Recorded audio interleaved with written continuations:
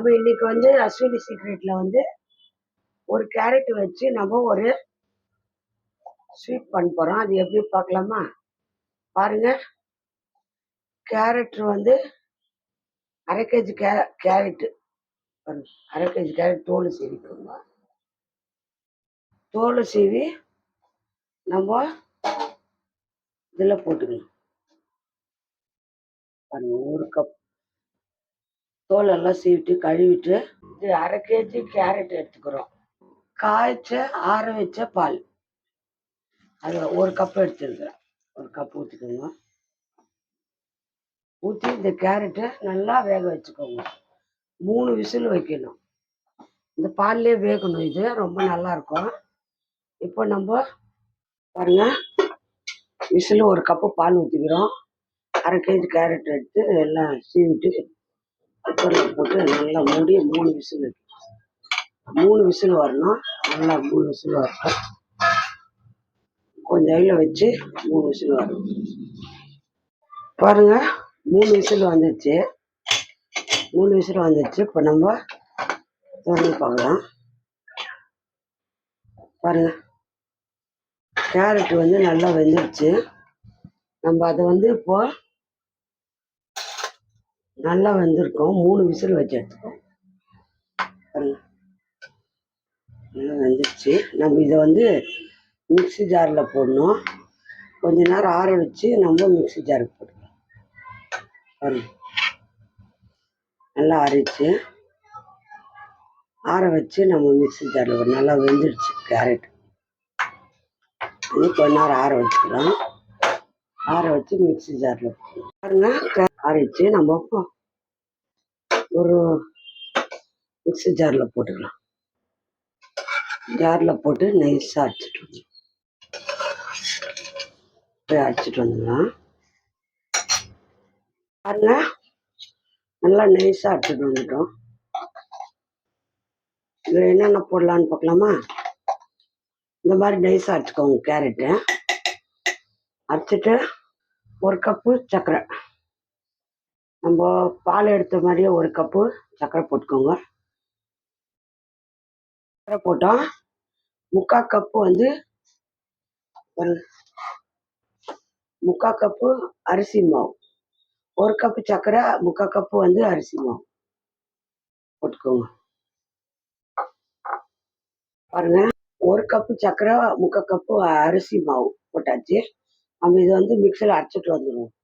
அந்த பால் இருந்துச்சு இல்லையா, நம்ம கேரட் வேக வச்ச பால், கொஞ்சம் ஏலக்காய் பொடி போட்டுக்கோங்க. ஏலக்காய்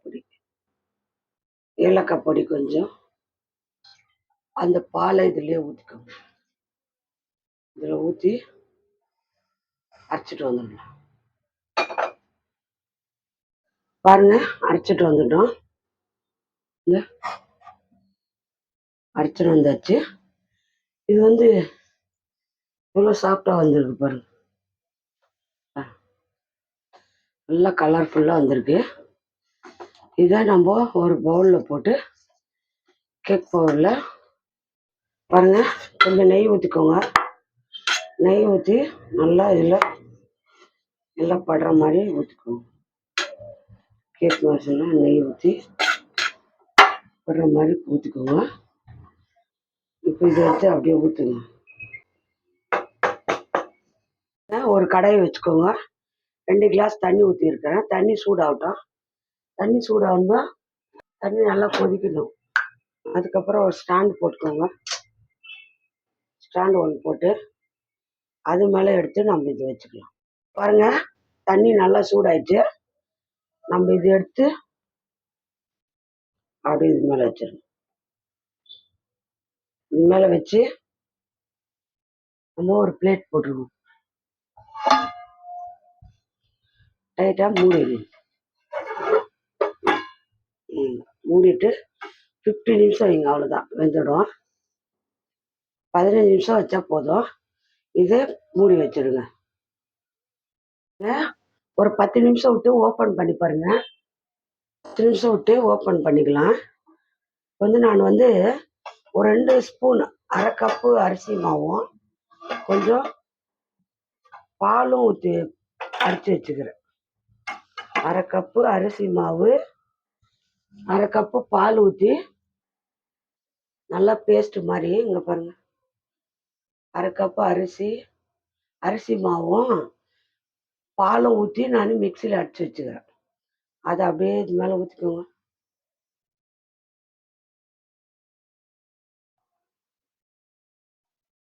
அப்படியே ஊற்றிடலாம்.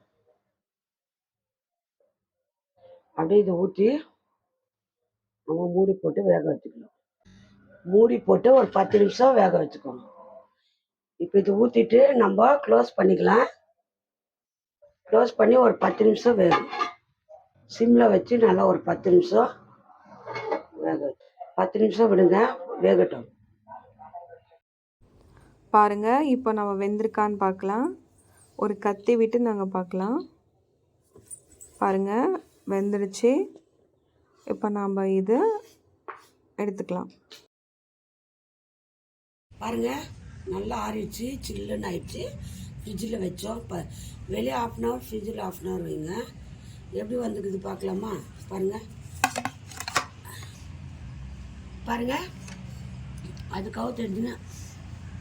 பாருங்கள் ஃப்ரெண்ட்ஸ், கேரட் புட்டிங் எவ்வளோ நல்லா வந்திருக்குன்னு பார்க்கவே ரொம்ப டெம்டிங்காக இருக்குது இல்லைங்களா? அதுக்கு உங்களுக்கு பிடிச்ச நட்ஸ் வச்சியோ இல்லை சாக்லேட் வச்சோ நீங்கள் டெக்கரேட் பண்ணிக்கலாம். பாருங்கள், அப்படியே கேக் மாதிரியே இருக்கா. ஆனால் இது வந்து ஒரு புட்டிங் ரொம்ப டேஸ்ட்டாக இருக்குது, ரொம்ப ஹெல்தி கூட. ஏன்னா நம்ம கேரட்டில் பண்ணியிருக்கோம். ஸோ இப்போ நம்ம கட் பண்ணி பார்த்துக்கலாங்களா? பாருங்கள், வாவ், கண்டிப்பாக இது குழந்தைங்களுக்கு ரொம்ப ஃபேவரட் ஸ்நாக் ஆகிடும். ஈவினிங்கில் கண்டிப்பாக நீங்கள் குழந்தைங்களுக்கு செஞ்சு கொடுங்க. பாருங்கள், பார்க்க எவ்வளோ சாஃப்டாக இருக்குன்னு.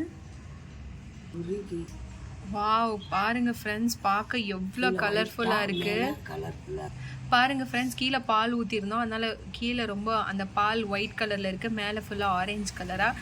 குழந்தைங்களுக்கு ரொம்ப பிடிச்ச கலர் வேறு. கண்டிப்பாக கேரட் வச்சு இந்த மாதிரி ஒரு ஹெல்தி ஸ்நாக்கை குழந்தைங்களுக்கு செஞ்சு கொடுங்க. ஸோ யாருக்கு இந்த கேரட் புட்டிங் பிடிச்சிருக்கோ மறக்காமல் நம்மளுடைய அஸ்வினி சமையல் சீக்ரெட்ஸை லைக் பண்ணுங்கள், ஷேர் பண்ணுங்கள், கமெண்ட் பண்ணுங்கள். மறக்காமல் சப்ஸ்கிரைப் பண்ணிவிடுங்க ஃப்ரெண்ட்ஸ். கூடிய சீக்கிரம் இன்னொரு குயிக்கான டிஷ்ஷோடு உங்களை சந்திக்கிறோம். பாய்.